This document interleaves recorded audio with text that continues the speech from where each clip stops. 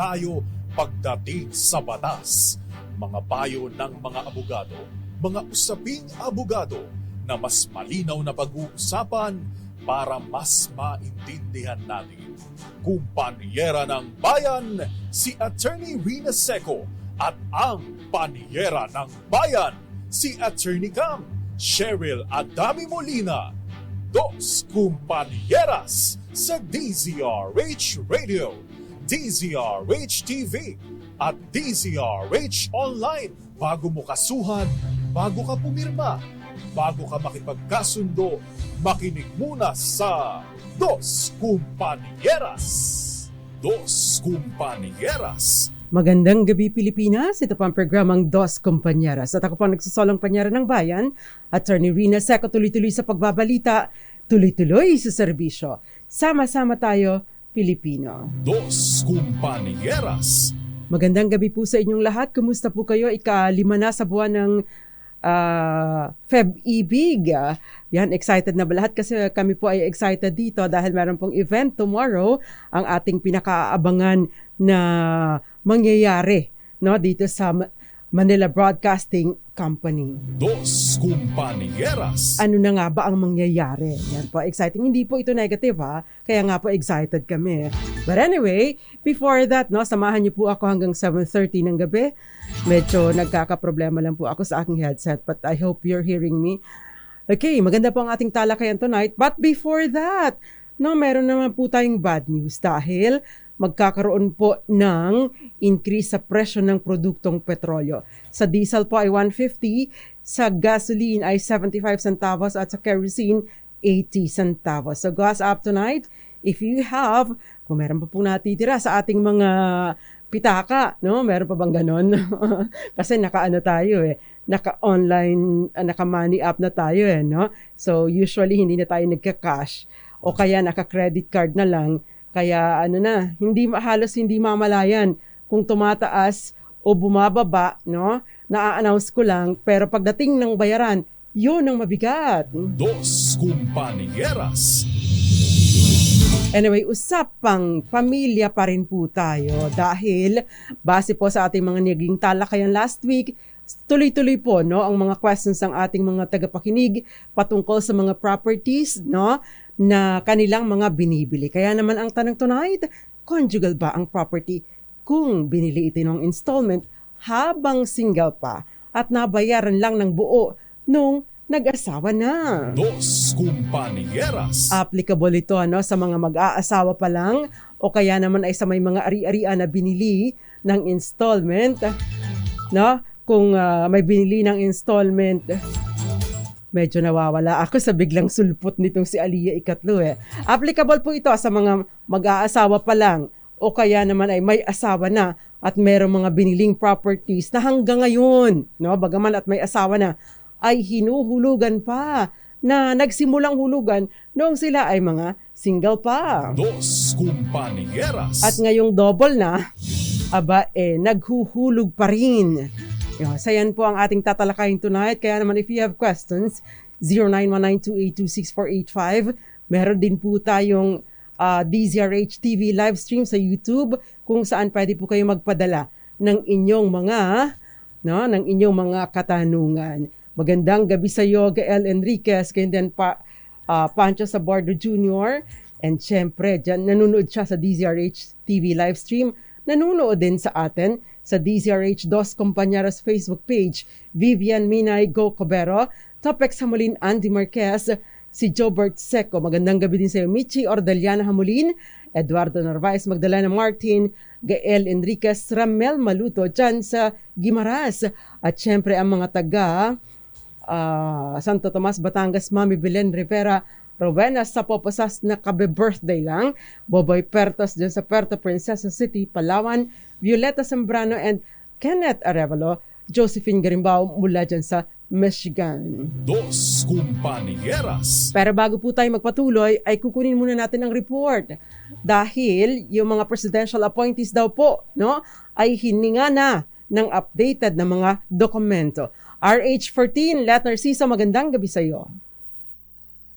Attorney, pinagsusumite ng Malacanang ng updated na documentary requirements at ang lahat ng presidential appointees na naitalaga sa pwesto bago ang February 1, 2023. Sa isang memorandum na may petsang February 2, 2024 mula sa Presidential Management Staff, hinihingan ang mga pinuno ng government officers at GOCCs, state universities and colleges at government financial institutions ng updated na personal data sheet at clearances mula sa NBI, Civil Service Commission, Ombudsman at Sandigan Bayan. Binigyan ng PMS ng 30 araw ang presidential appointees na makapagsumite ng hinihinging requirements.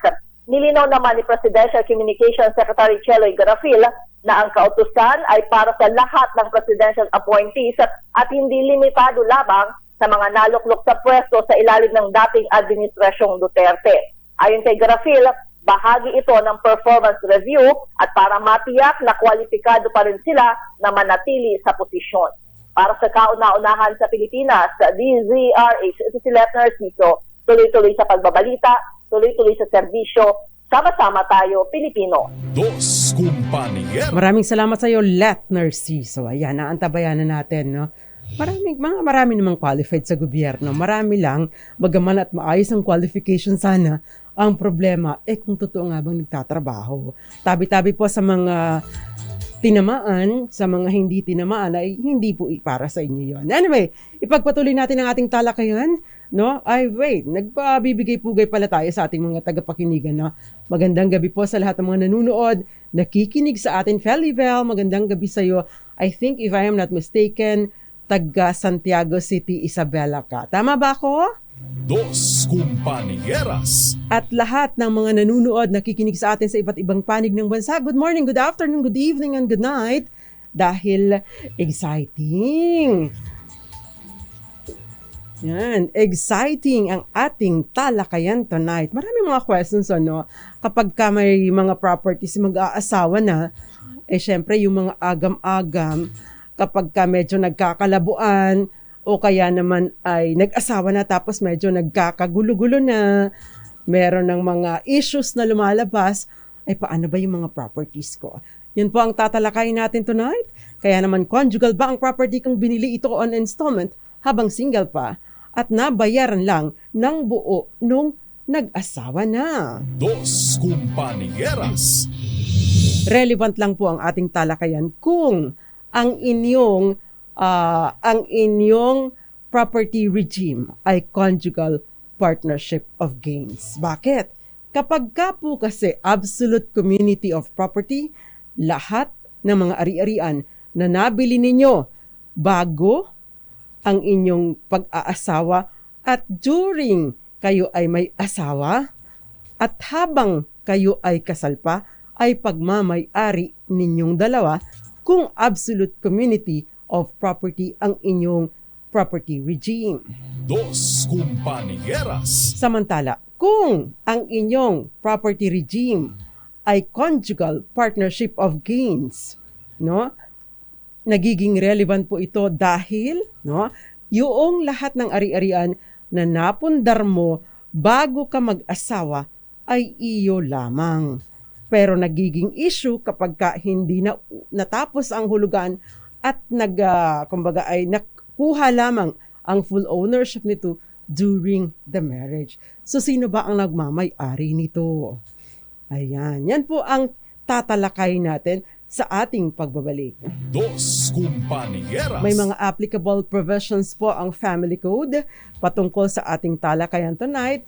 Nabibigyang linaw natin po sa ating talakayan later. Magandang gabi po muna, Jinky Parley Andrade, gayon din kay Moonbeats at Valentina Milena Poncia, nanonood sa atin sa Hong Kong. Amites Soto Rodelas, kamag-anak ko to At saka si Raymond Botalan, Ma'am Grace Recta, at saka mga taga-Oriental or Occidental Mindoro, Jerry Cabral, Joe Andales, and Felix Falcotelo. Magandang gabi po sa inyo. Jobert Seco, nanonood sa atin sa Marinduque. Kamag-anak ko ito. At saka mga nanonood pa natin, si Jason Abolencia, magandang gabi po sa inyo. At Moonbeats, Marilio de Guzman, Danilo Yap, nakikinig sa Dos Compañeras dyan sa San Vicente, Buhang, Bulusan, Sorsogon. Magandang gabi po sa inyo. Adar Cortez sa Colimpit, Bulacan. at mga taga Gimba, Nueva Ecija, lalong-lalo na si Teresito Lu. Magbabalik pa ang programang Dos Compañeras. Ilan po munang mga paalala. By the way, meron pa rin po tayong bonus question. Isa po ang mananalo ng 500 pesos tonight. Magbabalik pa po kami. Ilan po muna mga paalala. Diyan lang po kayo. Dos Compañeras.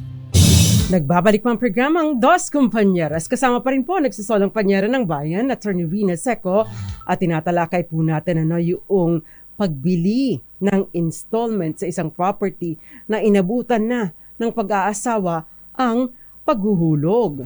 Yan. So ito po ang may mga pagkakataon, by the way. May mga pagkakataon din naman na long before the marriage, no, ay nagkakaroon na nagsasama na o meron ng commingling of funds ang mga magpapakasal, no? At sa mga pagkakataong 'yun, no, ina-advance or kinukuha doon sa common fund yung pera, no? Meron ding mga ganong pagkakataon. Pagkatapos na bibili na before pa ng marriage, yung full ownership ay vested na before pa ng marriage. So sino ba ang nagmamay-ari noon?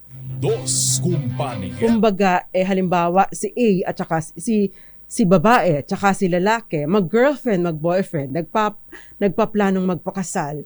Pagkatapos meron silang joint, no? Joint account.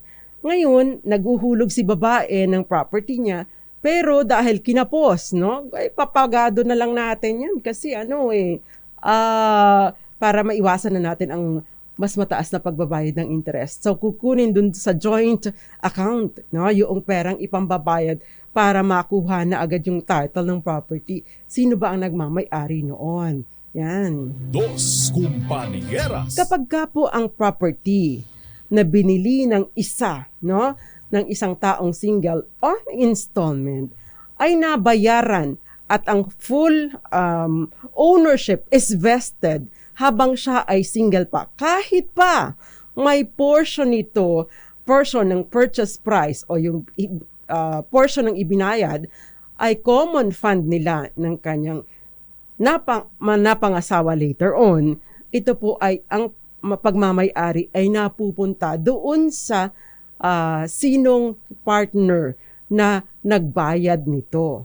Ibig pong sabihin, halimbawa bago ako nag-asawa, ako yung nag-installment, kumuha ng property on installment, pero nakautang ako sa aming common fund, ako po ang may-ari ng property. No? Basta bago pa kami ikasal, na vest ang ownership. Pero subject sa reimbursement doon sa nakuha ko sa joint account namin ng napangasawa ko. Dos Compañeras. Kung sakali naman, no, na ang full ownership, nag-asawa na ako. Tapos nung nag-asawa ako, ipinagpatuloy ko lang ang pagbabayad and eventually nakuha ko ang full ownership, ang title ng property ng may asawa na ako. At during the time na may asawa na ako, ay tumutulong, no, yung aming conjugal funds, no, para ma-sustain ko ang pagbabayad. Ang nagmamay-ari po ng property na ito ay ang mag-asawa. Conjugal property ito lumalabas. Subject to, no, reimbursement doon naman sa naihulog noong paunang nagbayad. Dos Compañeras. So sa sitwasyon, kung halimbawa na ako ay single, pagkatapos ay bumili ako ng property on installment, and eventually nag-asawa ako at nagpatuloy ang aking pagbabayad, no? Kapag ka po na-vest or naibigay ang ownership, nalipat ang ownership dahil nagpagado na ako, sa oras na may asawa na ako, kami pong dalawa ng asawa ko ang nagmamay-ari dito. Bahagi ito ng conjugal partnership of gains, pero yung mga paunang naibayad ko ay babayaran, i-reimburse mula naman doon sa aming common funds. Dos Compañeras. Again, ang usapin pong ito, pagbili ng installment, ay relevant lang kung conjugal partnership of gains ang inyong property regime. Ang tanong, kailan ba ang conjugal partnership of gains. Dos compañeras. Kung kayo po ay ikinasal bago pa ang August 3, 1988, o kaya naman ay kayo ay ikinasal na meron kayong kasunduan na nagsasabi conjugal partnership of gains ang property regime natin, then conjugal partnership of gains ang inyong property regime. Dos compañeras. Kung sakali naman na wala po kayong ganitong kasunduan, ikinasal po kayo on or after August 3, 1988, ibig sabihin, absolute community of property ang nag-ooperate sa inyong mga ari-arian, and therefore, what is his is yours, what is hers is his. Yon ang nag-ooperate sa inyo. Lahat ng ari-arian, bago kayo ikasal, pagmamay-ari na ninyong dalawa. Dos compañeras. Ang hindi lang kasali sa pagmamay-ari ninyong dalawa kapag kayo ay ikinasal na sa under ng absolute community of property, ang mga mana, ang mga properties na tinanggap ninyo by gratuitous title na binigay lang sa inyo, eksklusibo, hindi kasali ang inyong asawa during the marriage. Dos compañeras. Pero sa absolute community of property, kapag ka po kayo ay single at nagmana na kayo, kapag ka kayo ay ikinasal, yung minana ninyo, pagmamay-ari na din ninyong dalawa.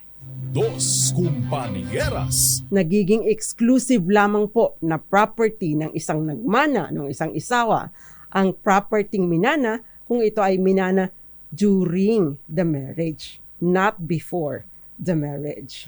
Dos compañeras. Medyo tricky po ang usaping ito, kaya medyo serious tayo tonight. But anyway, I hope you got it, So, yun po. Kaya naman napaka-importante. Kung kayo, ay may mga agam-agam, either wag na lang muna kayong tumuloy sa pag-aasawa or mag-execute na kayo ng prenuptial agreement. Yun po ang mahalaga. Dos compañeras. Okay, magandang gabi po sa iyo, Miss Maria Teresa Lazaro. Sabi niya magandang gabi. Oy, tama nga ako, si Felivel ay taga Santiago, Isabela. At syempre, sabi niya nanonood siya Monday to Friday at ang dami daw niyang natututunan. Maraming salamat po. Dos compañeras. Maraming salamat din po, Ma'am Maria Teresa Lazaro and Florence Regalo dyan sa Pila, Laguna, nanonood sa nakikinig sa atin sa radyo. Magandang gabi po sa inyo at mga taga Bulusan, Sorsogon. Ngayong Montes, Odette Gonzales, sabi ni Gael, huwag muna mag-joint account pag mag-jowa pa lang. Ay, totoo. Mahirap kasi, Tsaka dapat patas ang inyong mga contribution o ang inyong mga deposits. Gayun din, magandang gabi sa iyo, Miss Roxanne Costo.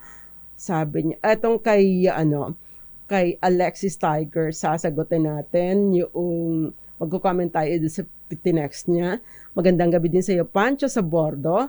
At syempre, sabi niya, wag munang mag-asawa kung ayaw i-share.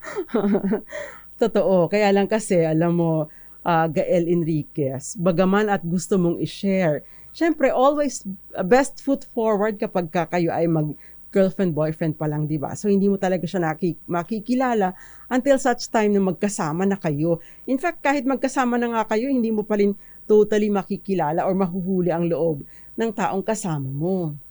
Dos compañeras. Kaya importante kung sakasakali man na ikaw ay nagwo-worry, may mga agam-agam ka, either hindi ka magpakasal or tiyakin mo na meron kayong prenuptial agreement. Ayun. So, yun po ang ating talakayan tonight. Dudako tayo sa mga questions. Yung iba po mga questions ay questions na ipinadala sa atin ng ating tagapakinig sa aking page. Kaya from time to time, hindi po kasi nauubos ang mga messages. Kinukuha ko po doon yung mga messages. Bagaman at hindi ko napopost sa aking page dahil wala po akong pagkakataon na isa-isahin. Dito ko na lang po tinatalakay, hoping na nanonood sila sa atin sa Dos Compañeras. Dos compañeras. Ito, yung question po ni Emeline, ito, application po ito ng tinalakay natin tonight. Dahil ang question po ni Emeline, may hinuhulugan. I hope you're watching, Miss Emeline. May hinuhulugan po kasi ako sa housing unit. Naka 12 years na po ako and 3 more years. Fully paid na. Ang tanong ko po, attorney, kung mag-aasawa po ako ngayong taon, sino po ba ang may-ari ng property? Gusto ko po kasi, kahit mag-asawa na ako, ay makakatira pa din ang pamilya ko sa property na walang issue sa asawa ko. Dos Compañeras. Ito na ngayon ang difference, yung application, noong absolute community of property and conjugal partnership of gains. So kung mananatiling absolute community of property at walang magiging prenuptial agreement si Emeline sa kanyang mapapangasawa, take note prenuptial, ibig sabihin bago ikasal, no? Meron kayong kasunduan, hindi after ninyong ikasal ang prenuptial, hindi na prenup yun. Yun. So bago po ikasal ay dapat magkaroon ng agreement si Emeline at ang kanyang mapapangasawa. Dahil kung hindi or magpapakasal sila nang wala silang kasunduan or prenup, no? Or antenuptial agreement, lahat po ng properties prior to the marriage, lalong-lalo na ito, no? Ay magiging bahagi ng kanilang absolute community of property na magiging pagmamay-ari na din ng kanyang asawa. Dos Compañeras. Hindi ko sinabing magiging issue pero posible maging issue ito kung doon mo patitirahin ang iyong pamilya, no? Para to secure naman your family, yon ang magiging magandang kasunduan ninyo. Na mananatiling iyo ang property na ito para wala siyang say sa kung ano man ang gagawin mo dito. Yan. Dos Compañeras. Now, yun ang pinakamadaling solusyon doon. Eto may question dito. Attorney, ito ay kasunod ng ating naging talakayan last week. Kailangan pa po ba ang pahintulot ng asawa kung bibili ako ng regalo para sa sarili ko? Yan, exciting question, di ba? Dos Compañeras. What do you think? No? Ma'am Grace Recta, magandang gabi sa'yo. Kenneth Arevalo, tsaka Edmar Ondalok Tandingan, nanunood sa atin dyan sa Davao. At tsaka si Tita Ami Miraflor Garcia, magandang gabi din sa'yo Magdalena Martin, at maraming iba pa nanunood sa atin. Magandang gabi po sa inyo. Chris Malcampo, Paulino, magandang gabi sa'yo. Okay. Now, balikan po natin ang ating talakayan. Kailangan pa ba ng pahintulot ng asawa kung reregaluhan mo ang sarili mo? Dos Compañeras. Attorney, deserve ko naman ito. Ako nagtatrabaho Diba? Usually, ganun me time. Kumbaga, kailangan ko namang i-treat ang sarili ko dahil lagi-lagi ako pagod sa trabaho. Deserve ko ito. Subsub ako sa trabaho. Kailangan ko naman ng something for myself. Diba? Nangyayari ito kapag may mga okasyon, birthday, Christmas, at saka ano pa ba yung mga Valentine's Day. Ay, hindi. Sa partner pala binibigay pagka Valentine's Day. Usually, birthday at Christmas. Regalo sa sarili. Dos Compañeras. Actually, wala naman pong binabanggit ang batas, kung bibili ka ng property, ay hindi naman po masyadong issue, maliban na lamang kung i-issuehin ng asawa mo. Now, nagiging issue lang kapag yung disposition ng property, ibig sabihin palabas. Kasi pagpapasok ang property, walang problema dahil acquisition yun magiging assets ninyong dalawa. Lalo na kung halimbawa, ang bibilhin ninyo ay something of value, O kaya ay halimbawa po ay bibili kayo ng sasakyan, panggamit ninyo sa opisina, take note, Hindi po ninyo masusolo ito, bagaman at sabihin ninyong regalo ko ito para sa sarili ko. Even your bikes, Magkano ba ang bike ngayon, Kenneth Arevalo? Mahal ang bike, di ba? Parang mga kapresyo na ng yung Toyota, Di ba? Yung magandang bike. Dos Compañeras. So kung halimbawa po, bibili kayo ng something of value, bagaman at hindi naman, hindi magiging issue sa ilalim po ng batas ang pagbili ninyo. Kung cash po ang inyong pagbili, dahil issue ito, kung halimbawa ay installment, dahil nga i-require ng consent, no, ng asawa, palagay ko, wala naman po dapat na maging issue basta paid in cash. No? Magiging issue lang kung ibibenta na ninyo ito dahil kasama ang asawa sa dapat na pipirma sa deed of sale. Bakit? Ito po ay pagmamay-ari ninyong dalawa kahit pa, no? Yung mga mahihilig mangolekta ng relo, ano pa ba? Alahas, yan po ay bahagi ng absolute community of property. Dos Compañeras. Again po, mas stricto ang batas pagdating sa disposition, yung palabas ang property, kesa sa papasok na property. Bakit? No? Kasi nire-require po ng batas na may pahintulot ang asawa kapag kayo ay magdidispatcha, magbibenta, magdodonate, magmamortgage ng property na pagmamay-ari or bahagi ng conjugal or absolute community of property. Dos Compañeras. Again, any disposition na wala pong pahintulot ng asawa ay tinuturing na void disposition or void sale.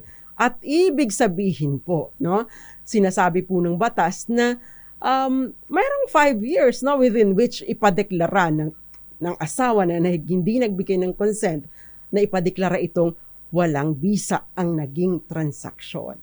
Dos Compañeras. Okay, so importante again, consent ng asawa lalo pagka palabas ang property. Okay, eto pala, kaya ko na i-question ito kasi biker daw ang asawa niya. Collector din po siya ng bike na mamahalin. Ito po ang nagiging ugat ng away namin kasi po itinatago niya sa akin. Ang katwiran niya, nagpapakahirap siya sa trabaho at kaunting reward lang sa sarili ang ginagastos niya. Ang tanong ko, wala ba akong say kung bibili siya ng sariling gamit, lalo na't mamahalin? Dos Compañeras. Hindi po niya yung sarili, bahagi pa rin po ito ng absolute community of property kung yun ang property regime ninyo.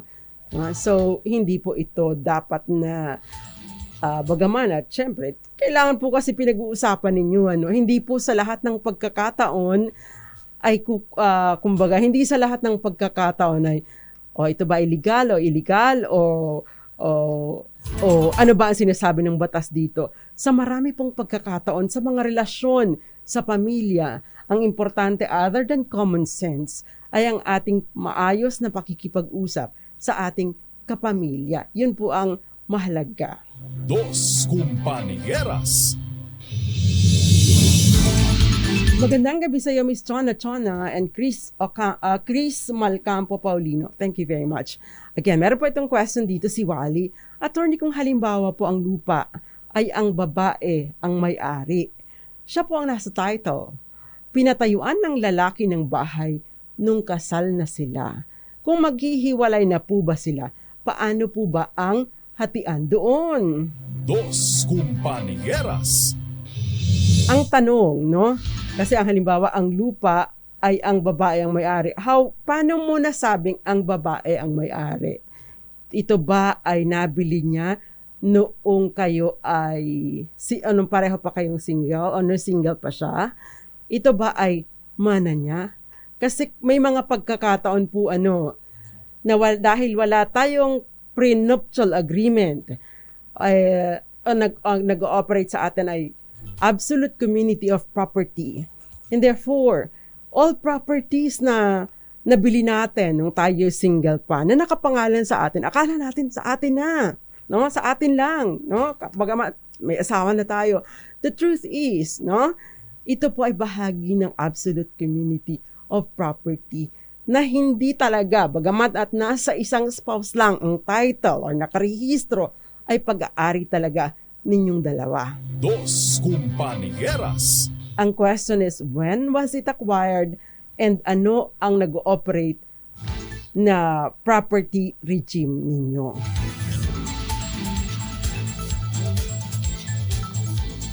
Kung halimbawa ay conjugal partnership of gains ang inyong property regime, yung lupa kanya pa din yun. Yung bahay na pinatayuan ninyo, ipinatayo ninyo dun sa property niya, kayong dalawa ang nagmamay-ari, no? Dos Compañeras. So paano ang mangyayari kapag kayo ay naghiwalay? So kanya yung lupa kung talagang siya ang nagmamay-ari nito, say mana niya ito, mana niya ito, and yung bahay, hati kayo. So syempre hindi niyo pwedeng pagbiyakin yung bahay. All you can do is either sell the entire property or ipa-reimburse doon sa may-ari ng lupa yung share, no, kalahati ng value ng bahay na naka-erect doon sa property niya. Dos Compañeras. Chona, magandang gabi sa iyo dyan sa Las Piñas City. At syempre, magandang gabi din sa iyo, Eds Maglakas.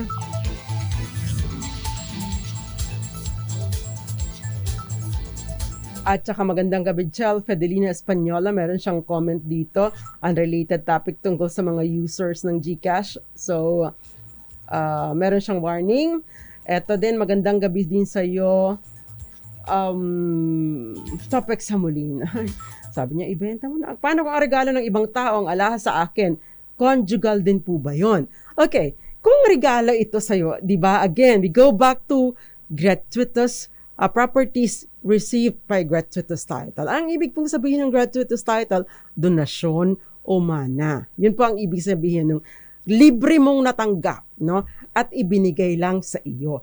So kung ang alahas ay binigay lang sa iyo, para sa iyo lang, ibig sabihin, sa iyo lang yon. Walang pakialam yung mister o misis mo doon. Dos Compañeras. Ayan. So again, no, gratuitous title, ibig sabihin, tinanggap mo ng libre, hindi mo binayaran at ibinigay sa iyo ito ng libre para sa iyo lang, hindi para sa iyong dalawa. Yan. Usually kapag binigyan ka ng relo, yun ay siya, sa iyo lang yun, di ba? So ibig sabihin, presumed na eksklusibong property mo ito kung ito ay inirigala sa iyo. Dos Compañeras. Magandang gabi sa Rome Asuncion at gagayon din kay Eds Maglakas. Cos o Pam?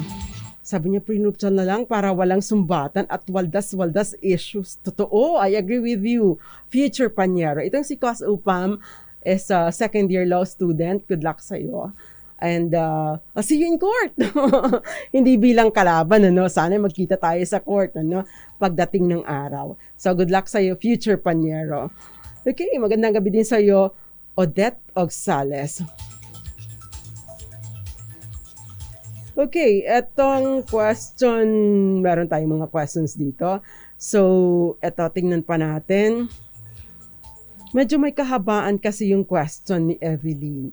Babasahin ko na before we pause for commercial. Pero ito po yung sinasabi niya. Ricardo Messina, magandang gabi sa iyo. Saan kayo nanonood? Sabi niya, Ricardo Messina, I'm watching Dos Compañeros in Heaven. Where are you, Mr. Ricardo Messina? Dos Compañeras. And Florence Regalo dyan sa Pila, Laguna. At yung mga iba pa nanonood sa atin. Si Evelyn, ang tanong ko lang po sana, matagal ko na po itong gustong malaman. Yung una ko pong asawa, mas naunang nag-asawa kesa sa akin nang hindi ko alam. Nagkaroon po rin po ako ng kinakasama at nabuntis po ako ng kinakasama ko. Para po makaiwas sa kahihiyan, nagpakasal po kami. Yung una ko pong asawa ay nalaman na ako ay nagpakasal ng panibago at nagsampa po siya ng kaso sa korte ng bigamy kahit siya naman po ang unang nagkaasawa. Ano po kaya ang magiging laban ko sa kaso? Dos Compañeras. Hindi ko po direktang masasagot ang question ni Ev. Hindi ko ito direktang masasagot, no? Pero magbibigay po ako ng mga basic principles. Dahil ang rule po kapag ang kaso ay nasa korte na, hindi po natin ito pwedeng talakay ng merits ng kaso. Dos Compañeras. And for sure, si Evelyn ay meron ding lawyer, maybe the PAW or kung sino man, at mas makaganda po na direkta niyang tanungin ang kanyang abogado. Dos Compañeras.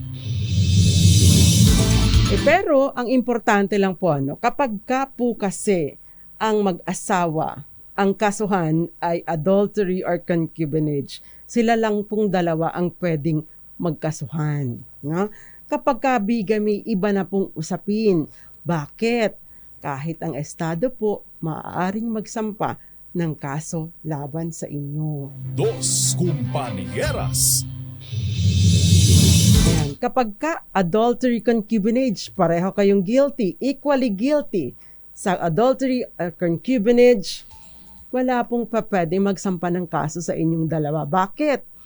He who comes to court must come with clean hands. So, ang sabi po ng desisyon ng Korte Suprema, kung magkakaso ka, siguraduhin mong malinis ka. No? Kapag ka ang involved, itong mga kasong adultery and concubinage, ibang usapin kapag ka bigamy. Dos Compañeras. Yan lang po ang mga prinsipyong dapat nating tandaan. Anyway, magbabalik pa ang programang Dos Compañeras. Meron po tayong bonus question tonight.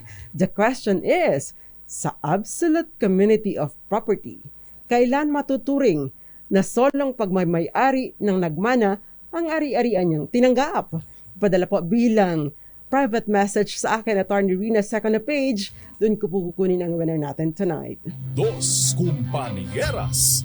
At magbabalik pa ang programang Dos Compañeras. Ilan po muna mga paalala, dyan lang po kayo. Dos Compañeras. Dos Compañeras.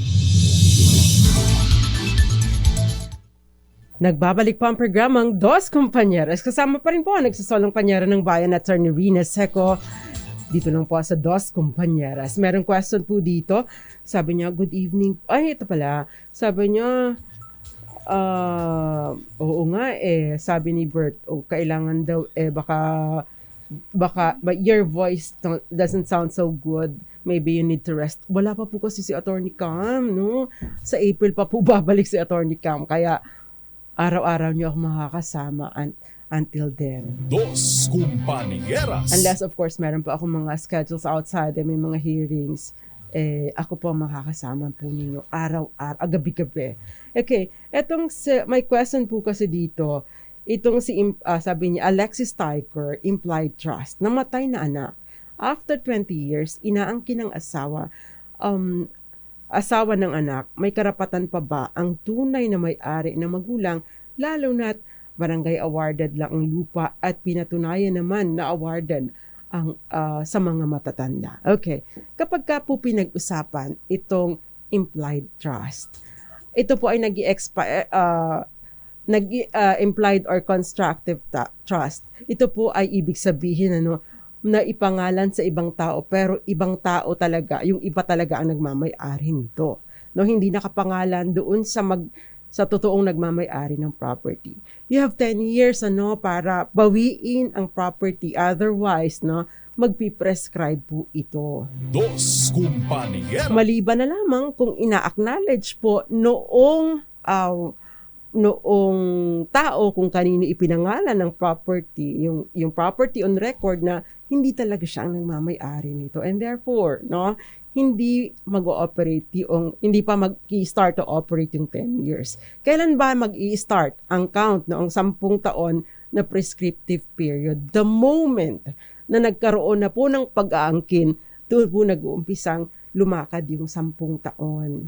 Dos Compañeras. So, I hope nasagot ko po yung question ninyo, Alexis Tiger. Meron pa pong isang question dito na hinahanap ko. May pinatayong Geraldine Terol. May pinatayo pong bahay sa lupa ng magulang ang kapatid ko. Kung halimbawa pong mawala ang kapatid ko, pwede po ba naming paalisin ang bayo ko sa bahay na pinatayo nila? Dos Compañeras. Yung kapatid po ninyo, kung halimbawa pong mawala ang kapatid ninyo, yun pong bahay na ipinatayo nilang mag-asawa ay pagmamay-ari nilang dalawa. So kung mawala po ang isa sa kanila, yung naiiwan ay may-ari po ng kalahati ng bahay na yun. And therefore, hindi po kayo basta-bastang hindi po ninyo maaaring basta-basta na lamang siya paalisin. Kasi part owner po siya doon. Other than, yung bayaw po ninyo or asawa ng kapatid ninyo ay nagmamay-ari ng kalahati doon, tagapagmana din po siya, no, ng inyong kapatid, and therefore, no, depende po sa kung gaano, kung ilan ang mga anak, mahahati pa din yung kalahati nun kasi makikiparte pa rin po siya bilang mana, yung kalahati bilang share niya sa absolute community of property. Dos Compañeras. Ang pinakamaganda po ninyong gawin, either ibenta nyo sa kanila yung lupa or bayaran ninyo yung equivalent value ng bahay doon sa inyong bayaw o kung kanino man kasama yung mga tagapagmana niya. Dos Compañeras. We have some more questions kasi kanina po, okay, meron pong question kanina si Baby Lynn. Yung lola ko po namatay na ay may isang kapatid na lalaki na nakatira sa lupa ng mga magulang nila. Manahin po sana nilang dalawa ng lola ko. Yung buong lupa ay kinamkam ng kapatid niya at pinangalan sa kanya ang titulo sa pamamagitan ng heirship. Palagi ko ito yung declaration of sole heirship, dinaya, pineke. No?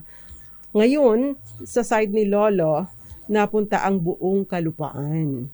Bali, hinahati na niya sa mga anak niya kasi matanda na din po siya. Ang tanong ko po, attorney, pwede po bang habulin ng magulang ko ang share nila sa lupa kahit hinahati na ng mga anak ng lolo ko?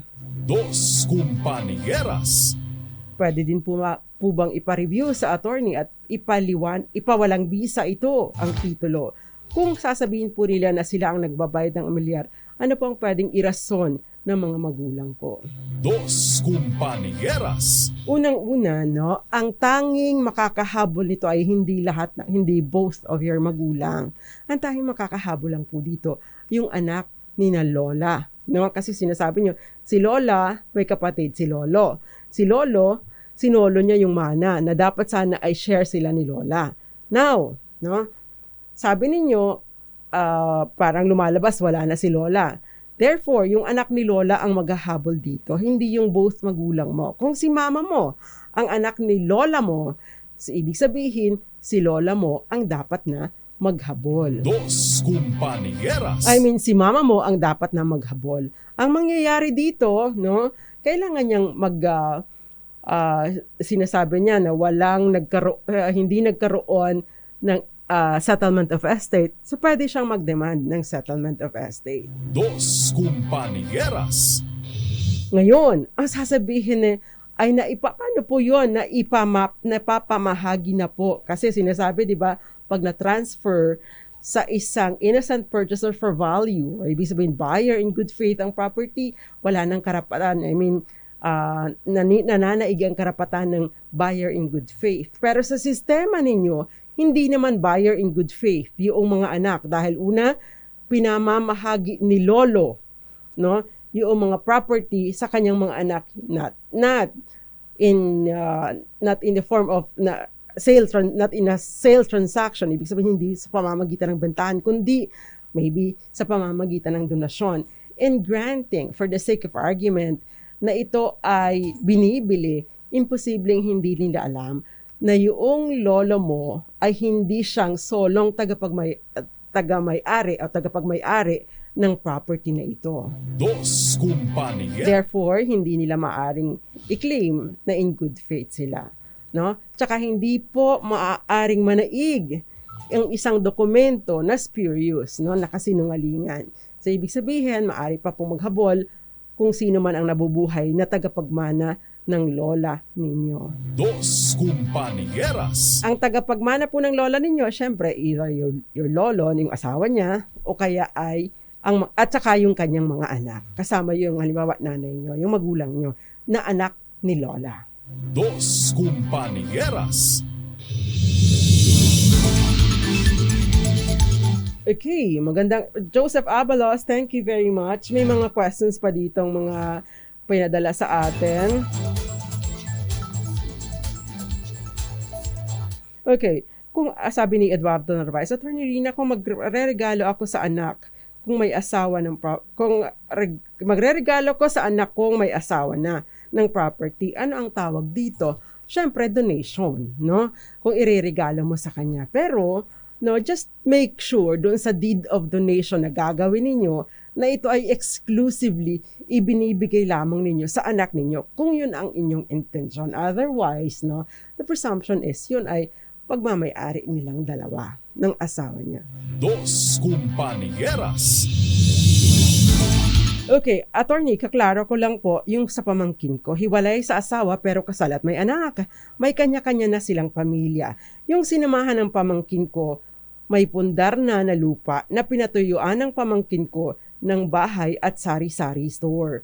Ngayon, sakitin po ang kinakasama ng pamangkin ko at ang sabi ng kapatid niya, kukunin lahat nila ang mga ari-arihan dahil wala naman silang anak. Ano po kaya ang habol ng pamangkin ko? Dos Compañeras. Actually, sa mga sitwasyon, Ma'am Erlinda, na yung nagsasama, dalawang tao ay parehong may sabit or isa sa kanila ay may sabit, ang sinasabi po ng batas kung ano ang kanilang aktwal na perang kontribusyon. Therefore, kung ang anak ninyo or pamangkin ninyo ang nagpagawa ng bahay at nagpagawa ng sari-sari store, kanya lang po yun. Pero kailangan ding mapatunayan. Dos Compañeras. Ang bilis po ng oras, no? Meron po tayong 1 minute na lamang. So kukunin ko na po ang winner natin tonight.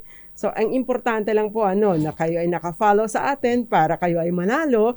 Otherwise, kapag napili kayo tapos hindi kayo naka-follow, sorry na lang, mafu-forfeit po at ibibigay natin sa iba yung inyong napanalunan. Magandang gabi po sa inyo. Good morning, good afternoon, good evening, and good night sa lahat ng mga nanunood sa atin. Okay. Congratulations sa iyo. Ang sagot, ang question nga pala. To, bakit ba ako medyo magulong? Ang question, sa absolute community of property, kailan may tuturing na solang pagmamay-ari ng nagmana ang ari-ari ang kanyang tinanggap? Ang sagot, kung tinanggap ito during the marriage. Dos Compañeras. At ang winner po natin tonight,